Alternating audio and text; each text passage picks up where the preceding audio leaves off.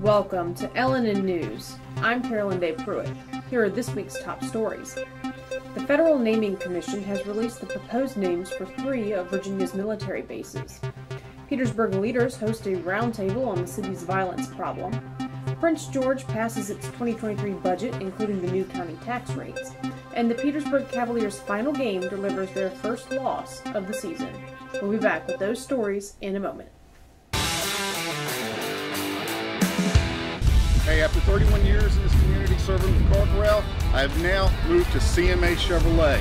We offer new, we offer used, we have something for everyone. Same guy, same service, new opportunities. Come see me.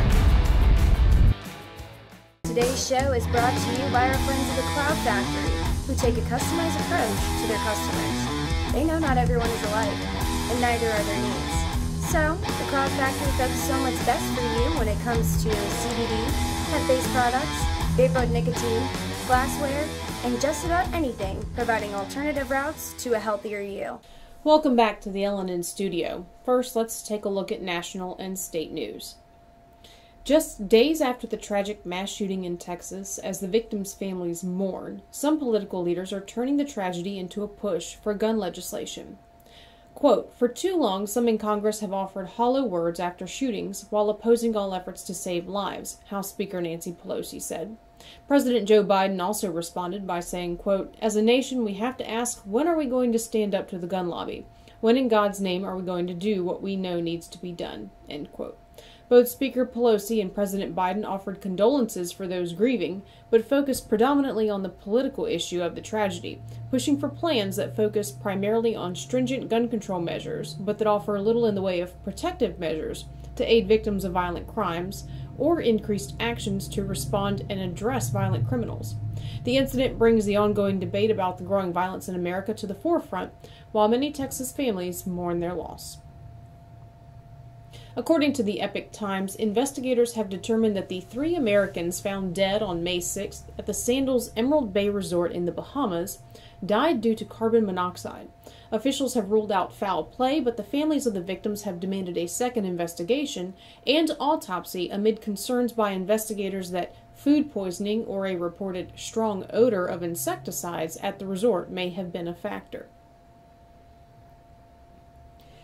9 military bases are slated for renaming, including Fort Benning, Fort Bragg, Fort Gordon, Fort Hood, Fort Polk, Fort Rucker, and Virginia bases Fort Lee, Fort A.P. Hill, and Fort Pickett.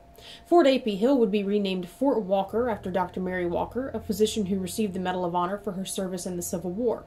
Fort Lee would be renamed Fort Greg Adams after Lieutenant Colonel Charity Adams, the leader of the all-black, all-female 6,888th Central Postal Directory Battalion during World War II, and Lieutenant General Arthur Gregg, who served in Vietnam and in Europe throughout the Cold War, eventually becoming the Logistics Director for the Joint Chiefs of Staff and Deputy Chief of Staff for Logistics for the Army.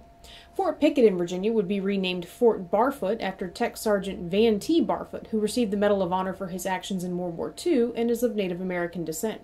The Naming Commission, mandated by Congress to review more than 750 Defense Department assets, is scheduled to issue its final report to Congress in October. For more on these stories and more, check out the LNN Insider. Subscribe by going to LNNusa.com and clicking on the subscribe button at the top of the page. We'll be back with local news after this.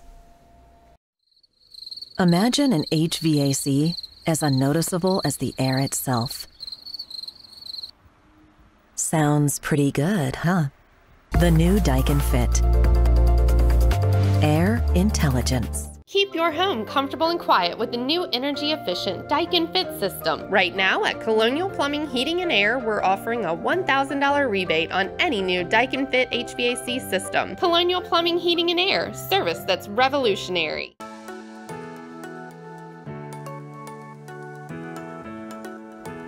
Yes, you can still get haircuts, colors, highlights, waxing services, everything that's going to make you look great right here at the Apothic Company.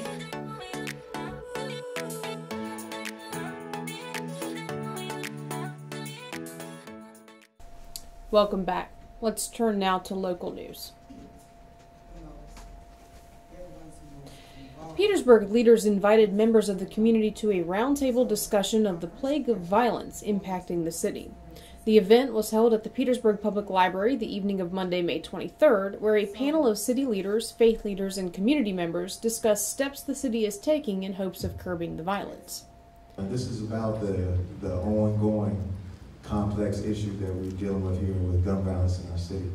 And tonight is just the start, it's just the beginning of these roundtables that we're going to do, engaging our community. First, thank each and every one of you all for coming out to have this discussion, because we need everyone in this room to move the dial. There's no quick fix, but it takes all of us coming together like we have tonight.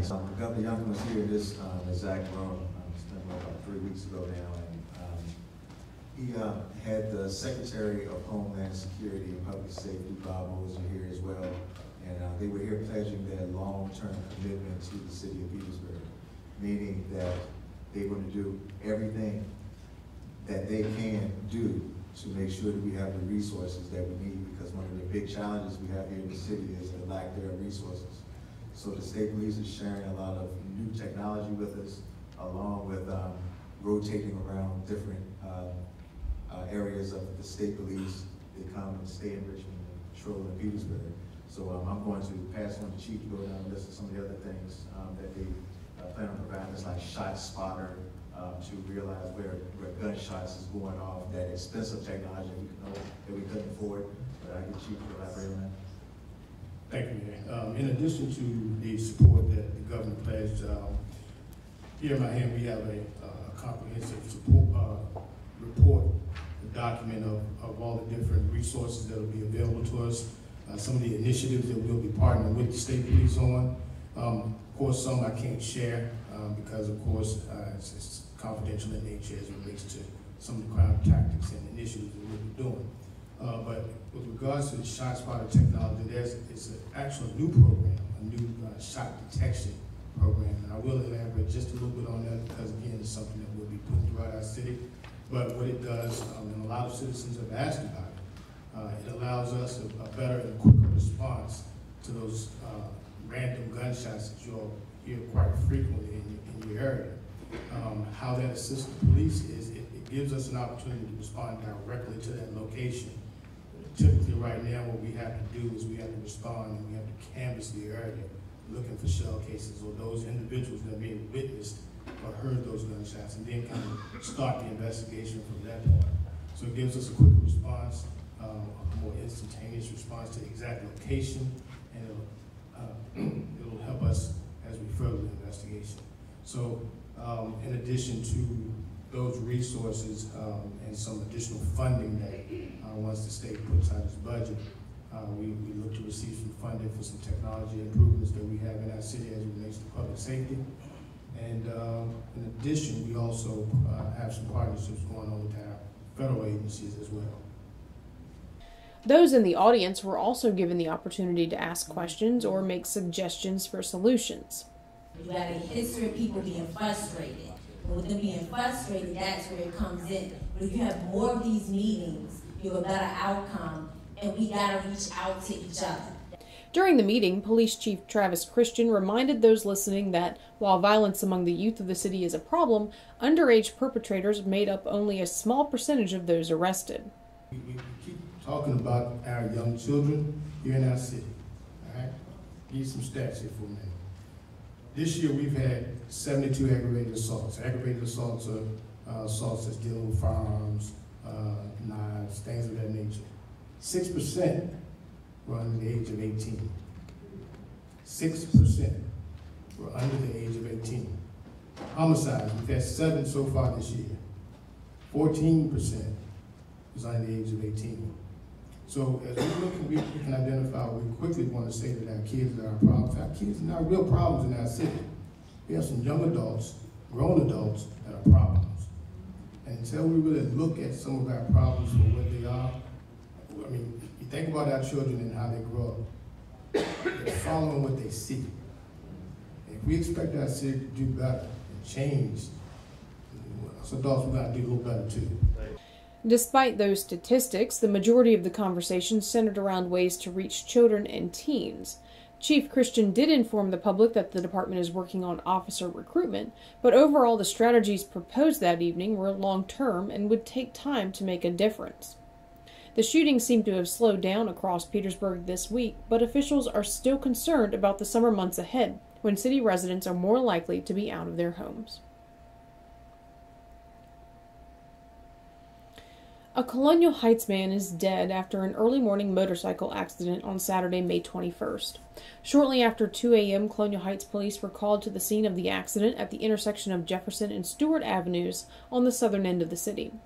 Their investigation revealed that the motorcycle driver, Victor Tonigs, was traveling west on Stewart Avenue when he struck two different vehicles parked along the road.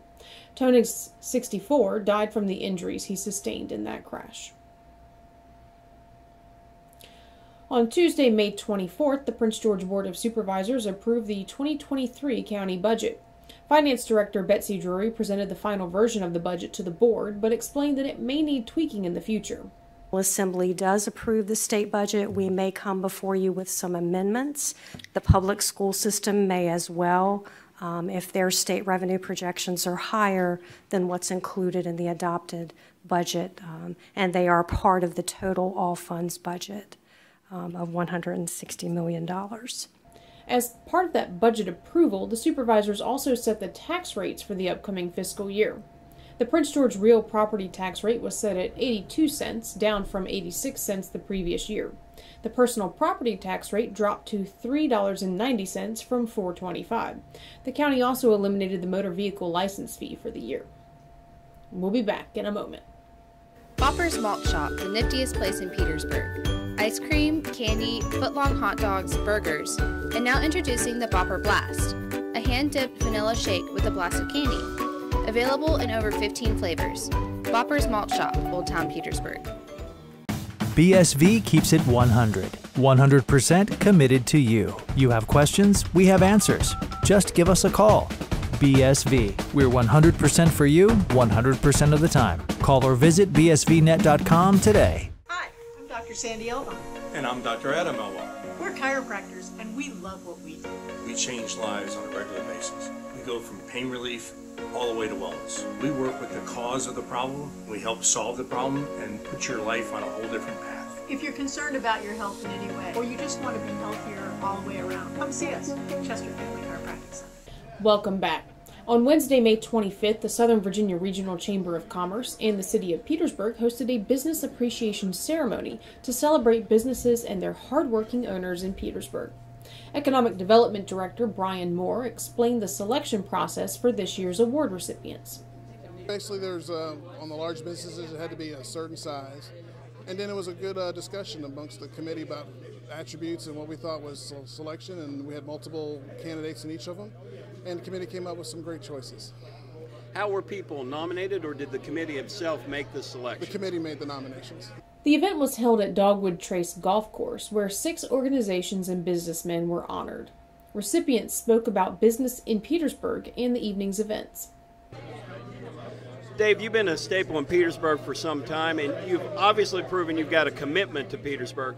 Why is that? Why Petersburg? Yeah, well, Petersburg's, when we first got here back in, 2000, a lot of people thought we were kind of crazy for coming down here and investing, but really it's been a very, there's so much opportunity. I mean, and it's really a very easy place to work, an easy place to extract that opportunity. So for us, it's been really exciting to be here. It's been lucrative. It's been fun. It's been amazing to partner with the city, and we have so many friends here now in all aspects. So it's easier for us to keep doing things that are successful because of the network that we have. So we're really excited about that. We got an awesome team, and we'll keep going as long as we can. Mr. Berry, what does it mean for an event like tonight with all the work and effort you've put in on your recent projects?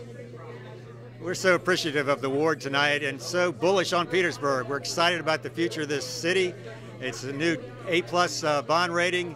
We've made a really big bet on Petersburg. We've invested $60 million in Petersburg Artist Space Lofts. It's probably the largest investment in downtown Petersburg in decades. 226 apartments, 60 artists are already living there. We're very, very excited about Petersburg and our new investment here. So why did you choose Petersburg, Ray? Actually, I chose Petersburg because a lot of people told me if I was going to do business, Petersburg was up and coming. So that's kind of where we started about 6 years ago with the escape room. And then, you know, we've done a lot of other projects such as real estate development, things of that nature. And it's been very good to us. I've had amazing partners throughout the whole ride. Chamber of Commerce has been amazing. And so because of everything that we're doing, you know, there's just a lot of growth going on in the area. One of the companies that I'm working with now is Bopper's Malt Shop, and it's been doing great in town, and we get a lot of support from the community. City and state officials also spoke about economic development in Petersburg and the event itself. Councilor, you've been a driving force behind economic development in the city for some time. What does a night like tonight mean? It's a very special night to honor our honorees here and helping to support the economic growth in the city of Petersburg.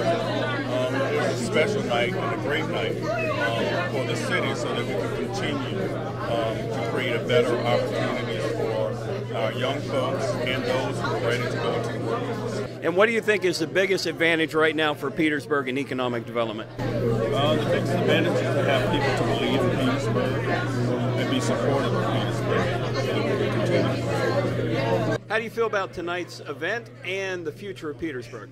I am very bullish on the future of Petersburg, particularly our businesses that are growing here. The reason you mentioned a P on there is I am very ebullient about Petersburg's prospects for getting a casino. I think it will change this city more than anything that's happened since the Civil War. You're good. You good? Yeah. Excellent. Yes, thank you, sir. Excellent. Congrats. Congratulations. Thank you. Thank you. Congratulations. Thank you. Thank you for your support. After 96 years of operation, Hopewell's Quick Lunch is closed and awaiting the right person to reopen it. Owner Mary Sue Kraut regrets not being able to see the local favorite spot to its 100th birthday, but COVID pandemic impacts and Kraut's own health were in the way. She chose focusing on health and family despite her love for the Little Diner, a place where she recalls eating as a high schooler. But working 60 hours a week and running the diner with a staff of 4 when she really needed 6 employees became overwhelming for her. Despite the need to step away, she had a plan to keep the restaurant open. Quick Lunch has been a movie set, an answer on the hit game show Jeopardy multiple times, and is on the historical registry as a historical landmark. But it may be at the end of its life unless something happens soon. While currently closed until further notice, thousands of dollars in mechanical updates, which Kraut can't afford, must be completed before it's operating once more. Kraut has looked into other options, but so far nothing has come to fruition. Despite the challenges of finding new ownership, locals remain hopeful that Quick Lunch will beat the recent trend of closing restaurants in the city and make a comeback as it approaches its centennial. Senator Joe Morrissey is guardedly optimistic that a casino is coming to Petersburg. The possibility looked all but dead coming out of the Virginia General Assembly's regular 2022 session, but at the 23rd Annual Petersburg Business Appreciation Celebration, Senator Morrissey expressed his confidence that a casino was coming to Petersburg. I'm going to say it, I don't want to jinx anything, but I see a tremendous opportunity coming to Petersburg in the name of a casino. The budget amendments are coming out in a few days. We're going to vote on it. I am guardedly optimistic. And like I say, I hope I'm not jinxing myself there. We're going to bring a casino to this city. It will bring 1,500 jobs, high-paying jobs to it. We will have, I talked to some developers earlier in the week, more than one, who would love to have this casino here. They envision a destination resort like you can't imagine. We are not talking about a regional casino. We're talking about a 300-room, 4- or 5-star hotel. We're talking about retail services. We're talking about destination spots for venues for music and everything else. So I'm very optimistic about that. Senator Morrissey expected about 1,500 jobs could be created in the move. The senator said that he had spoken with several developers interested in establishing the destination location in the Cockade City. Senator Morrissey has included amendments to the budget to pave the way for the Petersburg casino, amendments that still must pass in the General Assembly. But for those betting on Petersburg's casino future, the odds just went up. We'll be back with sports and weather.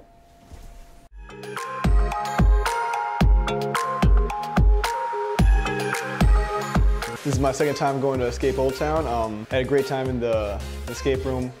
Lots of fun. Puzzles a little challenging, but I mean, it makes you really work for it. You know, you feel a lot more accomplished when it's done.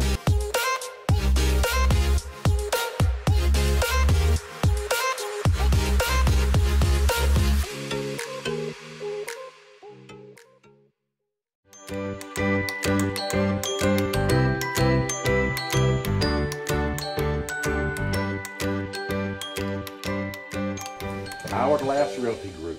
Opening the door to your next journey. And now we go to Chai Gallahan for the latest in sports. The Petersburg Cavaliers fell 1 point short of a perfect regular season last weekend. As the Cavs faced a 3-point deficit with 6.7 seconds left on the clock, time stood still, literally. After the inbound pass and kicking the ball inside, Tavon Mealy pushed the ball back out to Walter Williams, whose game-tying three-pointer rattled inside the rim before popping out. Keshawn Morgan snatched the ball mid-flight on his way into the paint, floating the putback off the iron for two. But the airborne Cav was unable to stick the landing as the big man underneath for the Hickory Hoyas, Jacques Chambers, turned his large frame and an elbow into Morgan's path, sending him crashing to the floor. Basket good, no foul, but it didn't end there. The clock was never started for the possession, still showing 6.7 seconds on the clock. After conferring for several minutes, the referees decided to forego the replay of the possession in favor of guesstimating what time they thought might have been left on the clock. The final decision was 2 seconds, and a quick inbound pass followed by a pass past midcourt ended the game, and the Cavs shot at a perfect season. Technically, the loss doesn't change a thing. The Cavs continue as the conference's #1 seed, and the opening round of the playoffs remain in the Berg. By the brackets, it is possible that the Cavs could face the Hoyas in the playoffs, a scenario Cavs players find quite agreeable. But for now, the Cavs are slated to face the winner of the first-round matchup between the North Carolina Capitals and the Fayetteville Panthers in the second round on Sunday, June 5th. On Wednesday, May 25th, the historic Hopewell Foundation held the second installment of its Lunch and Learn interactive educational series at the American Legion Post 146 located in the heart of the Wonder City. The topic of the day was the history of Hopewell High School's Blue Devils state championships featuring coaches and players, some of whom were both, dating back to the first championship in 1949, all the way through the latest achievement in 2019. Hosted by WHAP sports hosts Jeff Butler and Stefan Kalos, the guest list included Larry Hips, All-State guard, player coach J.P. Tiller, 1951 team, Charlie Cormany, Marshall Parker, quarterback, and later coach Herman Henderson, Ricky Irby, assistant coach in 2017 and 2019, head coach Brock Parker, assistant coach 2003, 2017, and 2019. Lee Buchikowski, who's quarterback. Jarrett Brown, Richmond Times-Dispatch Metro Player of the Year. Joseph Elias, quarterback.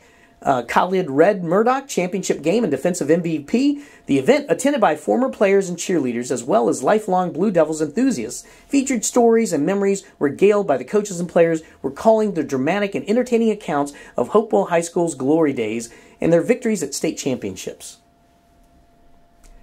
The most rewarding part of my day would be seeing the residents putting a smile on their faces, especially if I have family members come up to me and say, "Oh, my loved one, they said they did this with you and they loved it," and that just makes me feel like I'm making a difference in their lives.